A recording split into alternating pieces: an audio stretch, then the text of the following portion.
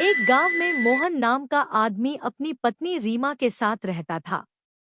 मोहन की आर्थिक स्थिति ठीक नहीं थी। वह एक छोटी सी झोपड़ी में रहता था और लोगों के खेतों में मजदूरी कर अपना गुजारा करता था। एक दिन सुबह के समय रीमा आंगन में खाली चूल्हे पर बैठी थी और आवाज लगती है, मोहन, थोड़ा जल्दी कर लो। आज वंशी काका के खेत पर देर हो गई तो वो फिर गुस्सा हो जाएंगे। हाँ रीमा, जानता हूँ, पर रात की गर्मी की वजह नींद ही नहीं आई। इस वजह से पूरा शरीर टूट रहा है। मोहन, रोज की मजदूरी से कुछ बचता नहीं। ऐसे तो हम भूखे मर जाएंगे। तो मैं सोच रही हूँ कि पीछे के खाली जमीन पर कुछ सब्जियां उगा लूं। बिल्कुल, ये तो अच्छी बात है। चलो अब मैं निकलता हूँ। और सुनो, अगर समय मिला तो बाजार से थोड़ा नमक और मिर्च ले आऊंगा। हाँ, ले आना, वरना दाल पानी जैसी लगती है।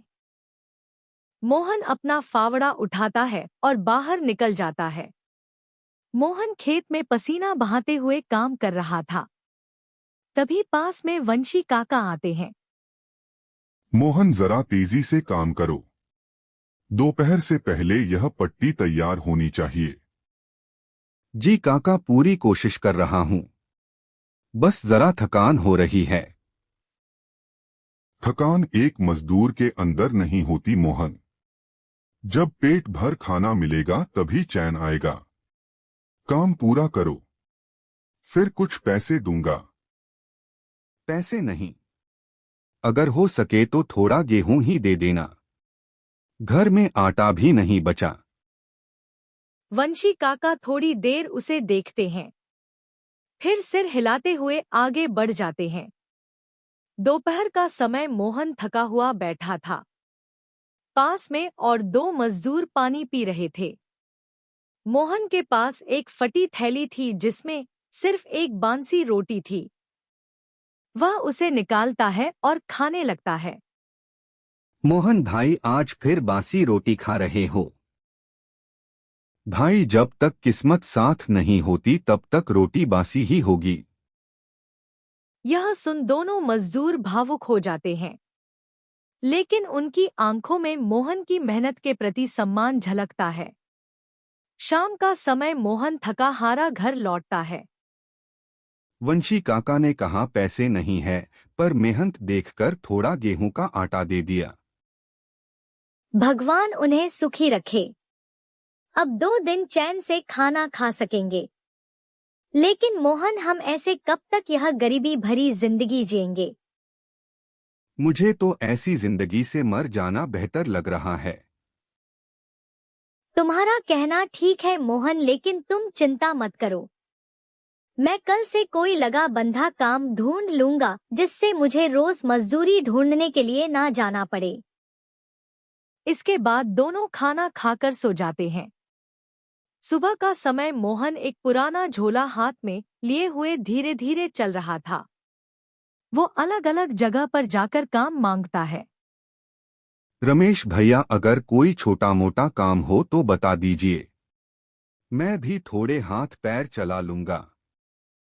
मोहन, अभी तो दुकान में लड़का रखा है और ज्यादा भीड़ नहीं है। जब जरूरत होगी तब बताऊंगा। मोहन थोड़ा उदास होकर आगे बढ़ता है। दोपहर का समय मोहन एक कपड़ा की दुकान के पास रुकता है। चाचा, कोई काम मिल सकता है क्या? मैं आपके कपड़े धो दूंगा और साफ सफाई भी कर दूंगा। अरे मोहन, तू अब यह काम करेगा? चल भाई, आगे बढ़। यहाँ हमारे लड़के ही बहुत हैं। मोहन की आंखों में निराशा साफ झलक रही थी। मोहन थका हारा और निराश होकर घर की ओर लौट रहा था। उसी समय सामने से गांव के मुखिया जी बैलगाड़ी से उतरते हैं। वे मोहन को अच्छे से पहचानते थे। अरे मोहन बेटा, क्या बात है? बड़ा परेशान दिख रहा है। नमस्ते मुखिया जी। हाँ, बस काम की तलाश में निकला था, लेकिन कहीं कोई काम नहीं मिला। तू मेहनती लड़का है मोहन। मैं जानता हूं तू खेतों में दिन रात पसीना बहाता है। ऐसा कर, मेरी आटा की दुकान में थोड़ा काम खाली है। मजदूरी ज्यादा तो नहीं मिलेगी, लेकिन रोज का काम पक्का रहेगा। मुखिया जी सच कह रहे हैं आप। हाँ रे, गांव का मेहनती आदमी भूखा नहीं रहेगा जब तक मैं जिंदा हूं। कल सुबह आ जाना, काम दिखा दूंगा। आपका बहुत बहुत धन्यवाद मुखिया जी। आपने आज उम्मीद जगा दी। बस मेहनत ईमानदारी से करना, आगे रास्ता खुद बन जाएगा। रात का समय मोहन घर लौटता है। रीमा चूल्हे के पास बैठी थी।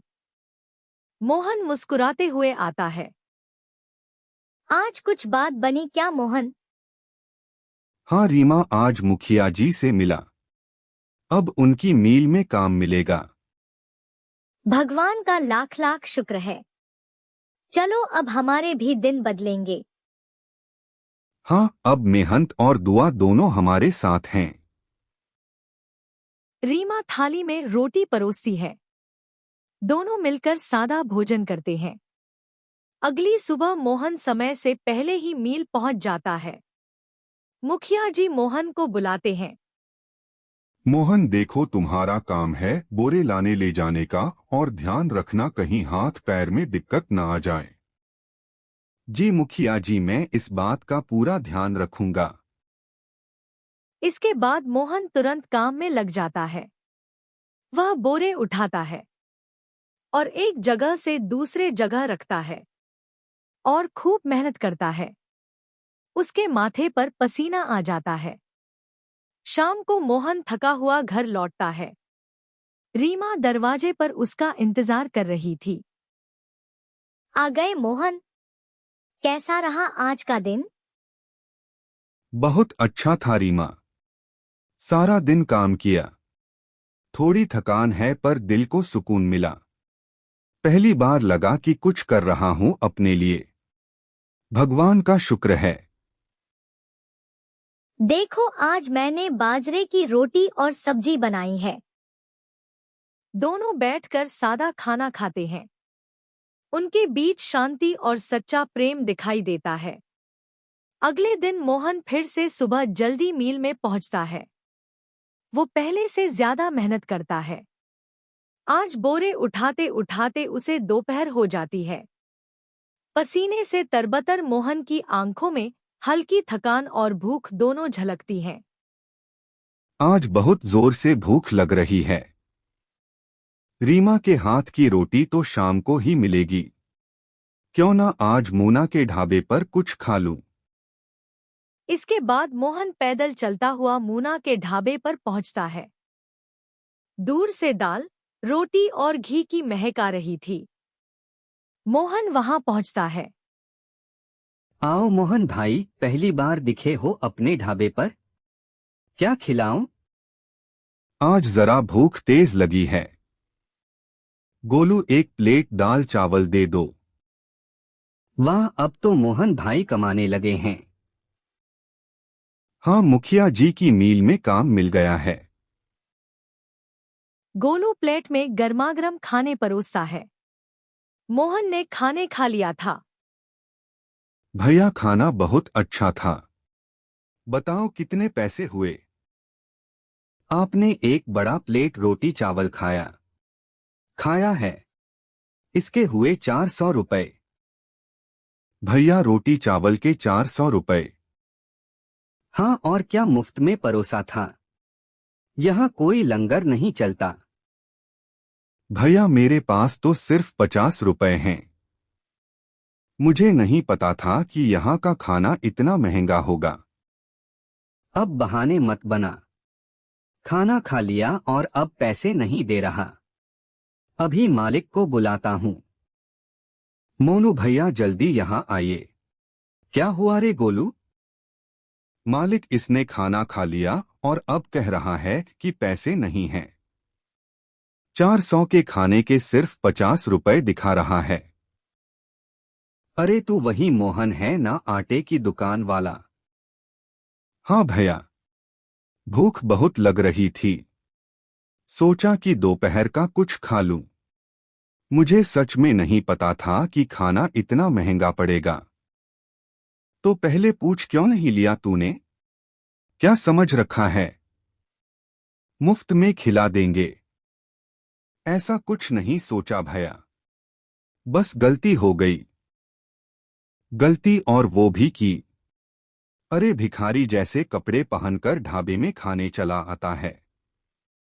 तेरे जैसे लोगों के कारण ही मेरे ढाबे का नाम खराब होता है। मोहन थोड़ा डर जाता है। वह विनम्रता के साथ कहता है, भैया अपमान मत कीजिए। मैं मजदूरी करता हूं, मेहनत से कमाता हूं। मैंने उधार नहीं मांगा, बस थोड़ी सी चूक हो गई।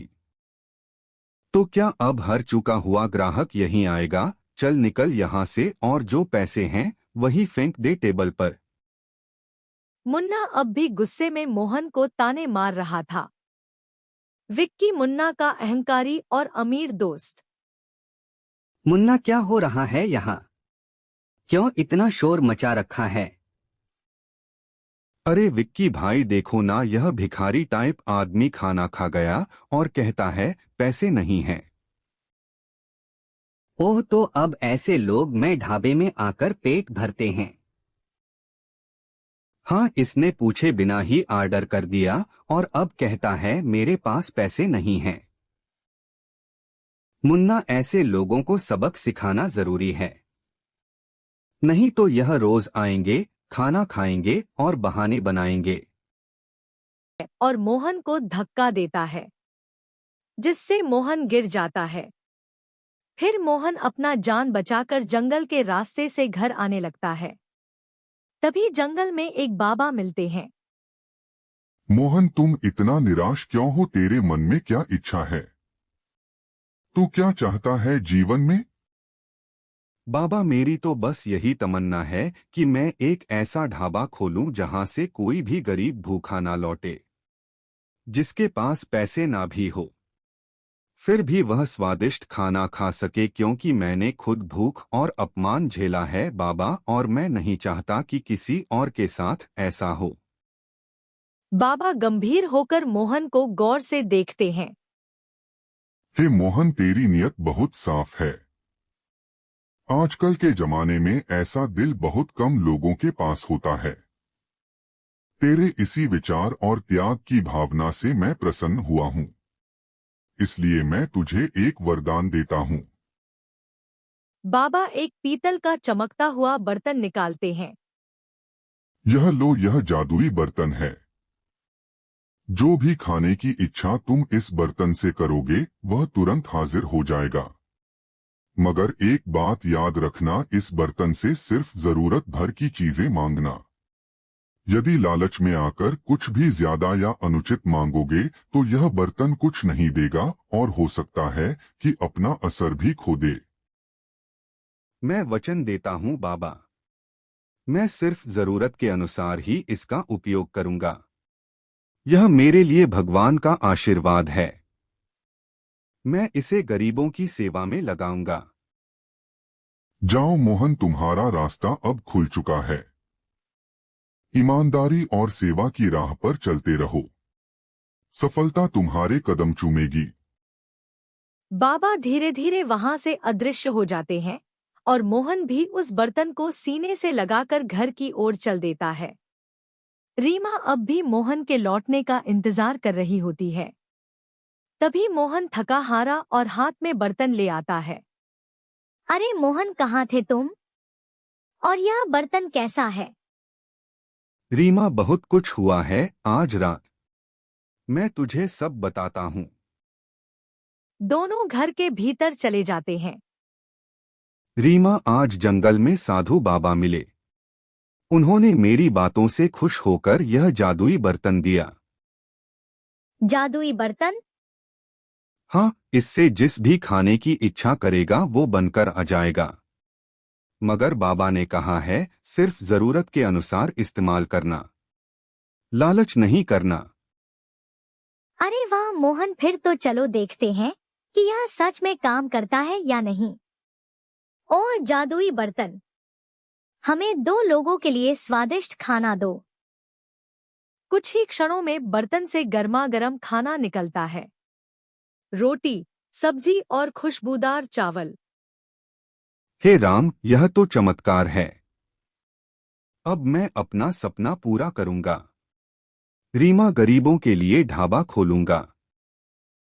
अगली सुबह मोहन के घर के बराबर में छोटी सी छप्पर वाली जगह में ढाबा लग चुका था।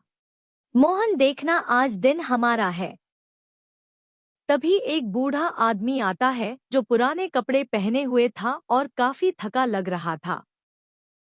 बेटा, कुछ खाने को मिल जाएगा, बहुत भूखा हूँ। आइए बाबा, यह ढाबा आप जैसे लोगों के लिए ही है। मोहन अंदर जाकर बर्तन से कहता है, एक गरीब बाबा के लिए गर्म और स्वादिष्ट खाना दो। बर्तन से लाजवाब खाना निकलता है। बूढ़ा खाना खाता है। ऐसा खाना खाकर उसकी आंखों में आंसू आ जाते हैं। बेटा, क्या खाना है? इसकी खुशबू तो रूह तक में उतर गई। आपको अच्छा लगा बाबा? अब बताइए कितने पैसे दूं? क्यों हंस रहा है बेटा? मैं ही पैसे दूंगा ना। बताओ कितना हुआ? सिर्फ 15 रुपए हुए बाबा। क्या? सिर्फ 15 रुपए? इतने कम पैसों में इतना स्वादिष्ट खाना? हाँ बाबा, अब यहाँ कोई भूखा नहीं रहेगा। ना पैसे की टेंशन, ना स्वाद की कमी। बेटा, तेरा ढाबा दिन दुगुनी रात चौगुनी तरक्की करे। मैं और लोगों को भी लाऊंगा यहाँ। बस सबका पेट भरे, यही मेरी कमाई है बाबा। धीरे धीरे मोहन का ढाबा अब पूरे इलाके में प्रसिद्ध हो चुका था। स्वादिष्ट भोजन, सस्ते दाम और नम्रता से भरे व्यवहार ने सभी का दिल जीत लिया था। मोहन भैया, सच कहूं तो आपके ढाबे जैसा स्वाद पूरे शहर में नहीं। धन्यवाद भैया। मेरा उद्देश्य ही यही है कि कोई भूखा ना रहे। शाम का समय मोहन के ढाबे पर बढ़ते ग्राहक देख मुन्ना चिंता में पड़ गया। यह मोहन का ढाबा हर दिन मेरे ग्राहक छीन रहा है। ऐसा कैसे हो सकता है? जरूर कोई चाल है। बस अब बहुत हुआ। अगली सुबह मुन्ना और विक्की ने योजना बनाई। उन्होंने मोहन को रास्ते में रोका। मोहन, अब बता भी, तू इतनी जल्दी कैसे आगे बढ़ गया? कुछ नहीं, बस ईश्वर की कृपा और मेहनत है। झूठ मत बोल। इतने में मुन्ना और विक्की मोहन को पीटना शुरू कर दिया। फिर मोहन को मजबूर होकर सब कुछ बताना पड़ा। यह सुन मुन्ना और विक्की ने देर नहीं लगाई। वे उसी रात मोहन के घर जा पहुंचे। ओ बर्तन, हमें सोने चांदी दे, बहुत धन चाहिए हमें। बर्तन शांत रहा, जैसे उसने कुछ सुना ही नहीं। शायद ये खाना देने वाला बर्तन है। ओ बर्तन, हमारे लिए स्वादिष्ट खाना बना।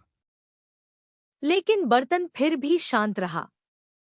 ना कोई आवाज, ना किसी प्रकार का खाना। धोखा दिया इस मोहन ने। इस बर्तन में कुछ नहीं है। चलो छोड़ो इसे। यह सब नाटक है। इसके पीछे कोई और ही बात है और हम इसका पता लगा कर ही रहेंगे। मुन्ना और विक्की गुस्से से तिल मिलाकर वहां से चले गए। अगले दिन भी मोहन का ढाबा पहले जैसा ही चल रहा था। लोग स्वादिष्ट खाना खा रहे थे और खाने की खुशबू हवा में फैल रही थी। मोहन भैया, आप जैसे लोग समाज की असली संपत्ति हैं। बस आप सबका आशीर्वाद बना रहे, वही काफी है। मुन्ना और विक्की गुस्से में इधर-उधर टहल रहे थे क्योंकि उसकी दुकान के काफी ग्राहक कम हो गए थे और उन्हें आर्थिक तंगी भी झेलनी पड़ रही थी। यह मोहन कैसे हर दिन 200-300 ग्राहकों को खिला देता है? कोई तो राज है उसके पास। कल उस बर्तन से पैसे मांगने पर भी कुछ नहीं निकला। मुझे तो लगता है कुछ ना कुछ जादू है उसमें। तो अब क्या करें? अगर उसके ढाबे को बंद नहीं किया तो हम भूखे मर जाएंगे। एक उपाय है। अगर उसके खाने में थोड़ा सा जहर मिला दिया जाए तो लोग डर जाएंगे और कोई उसके ढाबे पर नहीं आएगा। क्या सच में? लेकिन पकड़े गए तो? अरे हम सावधानी से काम करेंगे, कोई नहीं देखेगा। बस एक बार कर दो, फिर मोहन खत्म। लो भैया, गरम गरम पूरी और सब्जी। और बताओ कोई कमी हो तो? मुन्ना और विक्की ढाबे के पीछे से आते हैं। मुन्ना जेब से शीशी निकालता है। पकड़ लो इन दोनों को। जहर मिला रहे थे ये मोहन के खाने में। नहीं मुखिया जी, हमने ऐसा कुछ नहीं किया। हाँ, हमें फंसाया जा रहा है। झूठ मत बोलो, मैंने तुम्हारी बात सुन ली थी। तुम दोनों ने कल रात भी मोहन से मारपीट की थी। शर्म करो। चलो थाने, अब तुम दोनों वहीं की हवा खाओगे। मुन्ना और विक्की को ले जाया जाता है। रामू भावुक होकर मुखिया के पास आता है।